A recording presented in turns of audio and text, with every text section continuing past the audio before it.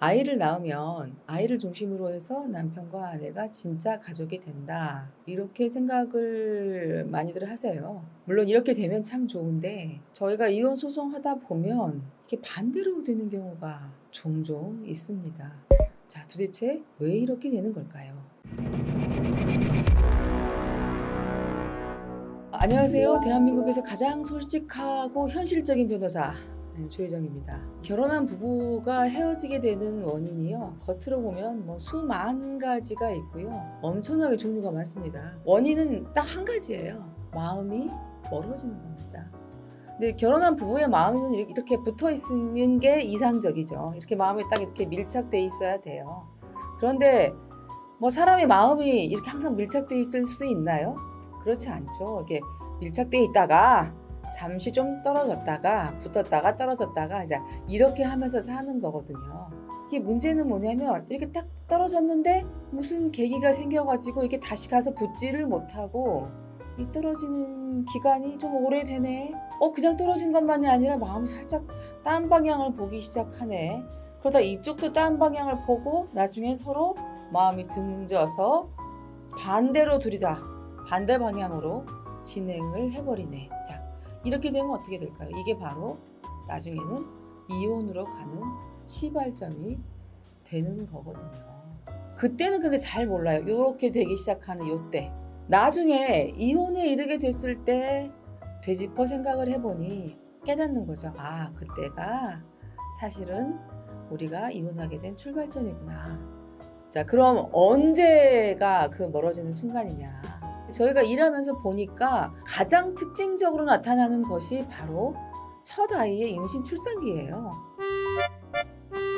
임신 출산이 왜 부부 마음이 멀어지는 시작점이야? 아니, 그게 말이 돼? 말도 안 돼. 그쵸? 임신 출산을 하게 되면 진짜 가족이 돼야 되는 거 아니에요? 자, 이거는 이상론이고요. 제가 이제 이혼 상담 오신 분들한테 여쭤봐요. 언제부터 사이가 안 좋았어요? 이렇게 여쭤보면은 굉장히 많은 분들이 그렇게 얘기하세요. 첫 아이 낳고 나서 그때부터 각방을 썼어요. 첫 아이 낳고 나서부터 그때부터 부부관계를 안 했어요. 상담 오시는 분들의 적게 잡아도 한 3분의 1 정도는 거의 부부관계를 안 하는 분들이 오시거든요. 그럼 이분들의 이 섹스리스가 언제 시작이 되냐 이거죠. 대체로 그것이 첫 아이 출산 이후에 시작이 됩니다. 아니, 그러면 둘째는 어떻게 나왔대?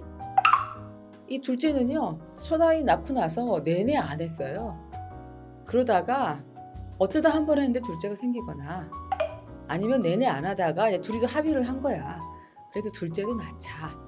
이래가지고 계획을 세워가지고 둘째를 또 낳아요. 그리고 둘째를 낳잖아요? 다시 부부관계가 또 없는 거죠.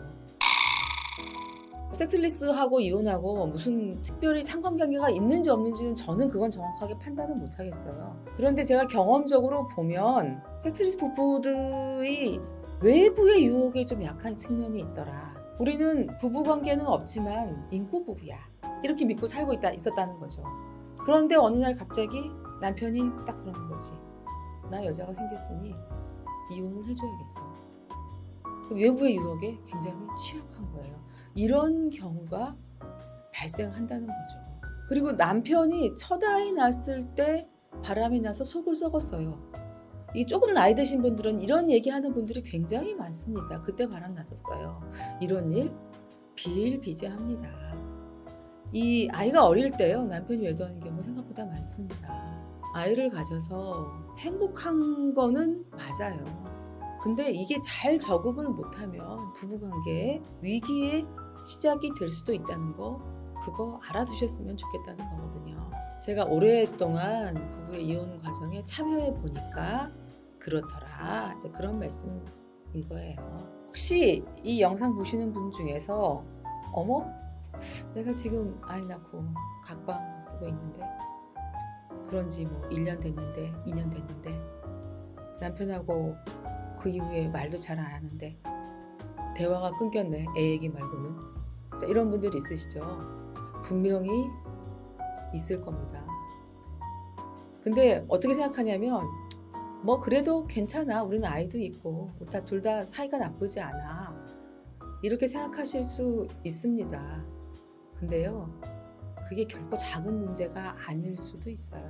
제가 아까 말씀드렸잖아요. 이렇게 마음이 서로 붙어 있어야 되는데 틈이 생겼다.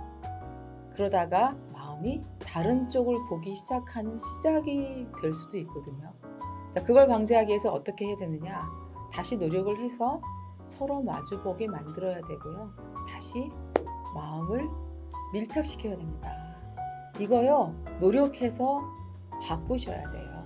안 그러면 그때를 회상하면서 그때가 우리가 이혼하게 된 시작점이었구나 라고 하면서 후회하고 마음 아파하실 수 있어요. 그러니까요, 대수롭지 않게 생각하면 안 되고요. 이 상황을 이해하고 진지하게 접근하셔야 됩니다.